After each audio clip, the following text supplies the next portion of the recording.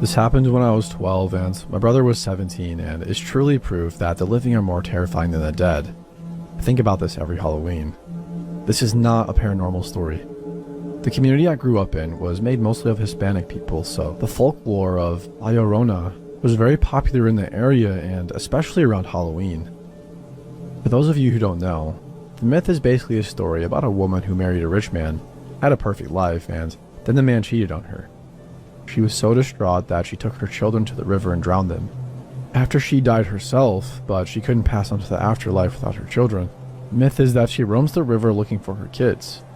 If she spots living children, she will grab them and drown them to take them to the afterlife with her. The story is meant to keep kids from playing in the river. Most of my friends that year were too cool and grown up to go trick-or-treating that year, and were planning on having a party instead. I was really disappointed and asked if my brother would take me trick-or-treating. He agreed, and we went while it was still light outside so I would be able to make it to the party before the end of the night. Since we had gone too early, there weren't a lot of people ready to hand out candy, so after a disappointing trek, we started walking back home. On our way home, we passed by a park that had a river running next to it. On Halloween, older teens would usually wait at this park to try to see if they could spot La Llorona. Waiting to spot her at this particular park was a well-known town tradition that people had done for decades and that still continues to this day. However, there were no kids or teens there yet because it was still kind of early. But there were people in the park putting on a Llorona play. We decided to stop and watch it. There was not really much of an audience. It seems like it was just us and another few kids who were part of the group putting on the play, who were not in costumes and didn't even have trick-or-treating buckets with them. When we sat down, a woman approached us and asked if we were trick-or-treating.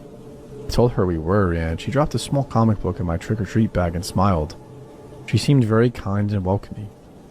The play started, and I got the weird feeling that something was off. The woman playing La Llorona pointed my brother and me out in the tiny audience and asked us what religion we are, to which my brother responded, Roman Catholic. She then told us that La Llorona was also a Roman Catholic and was burning in hell for her sins and rejecting Jesus. She then told us that Halloween was an evil holiday and everybody who celebrated would burn forever. The play progressed to getting weirder and weirder and included a scene where La Llorona started talking about abortion and held up a fake fetus and pretended to eat it. My brother and I got up to leave, but the people stopped us and started yelling at us to sit down, but we kept going. They started following us down the street, and my brother grabbed my hand and started running because he was afraid they were going to harm us. We finally got to our street, and only about 3 people were still following us, yelling at us about how we were going to go to hell and we needed to accept Jesus. My brother and I went inside quickly, and he locked the front doors and then frantically ran around the house, making sure all doors and windows were locked, before he called our dad at his office. Our dad told us to call the police and that he'd be home in about 15 minutes. When my dad got home, the people were still outside chanting and singing some prayer song, asking God to save my brothers and my soul. My dad shooed them away and told them the police would be there any second. They were not deterred and stayed there chanting until the police showed up and threatened to arrest them.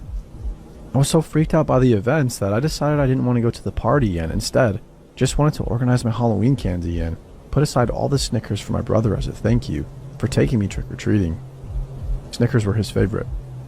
My mom ordered pizza and we sat down to watch Halloween Town while I went through my trick-or-treat bag. I was halfway through sorting my candy when I came across the comic book that the lady had dropped in there. I opened it up and it truly horrified me. It was a propaganda comic about a little boy who went to a haunted house, ended up being hit by a car on the way home, and went to hell because he hadn't found Jesus. I was really scared, and for weeks as a child I had nightmares about the event and the comic book. Years later, I asked my mom if she remembered it, and she told me that she couldn't forget and that she and my father had called the police over it several times. Apparently, for years, the group would leave envelopes with my and my brother's names written on them with different weird creepy comic books and handwritten notes about how they were praying for us.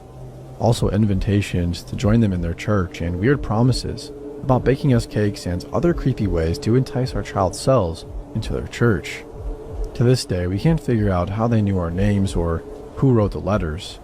It really creeps me out that they did this.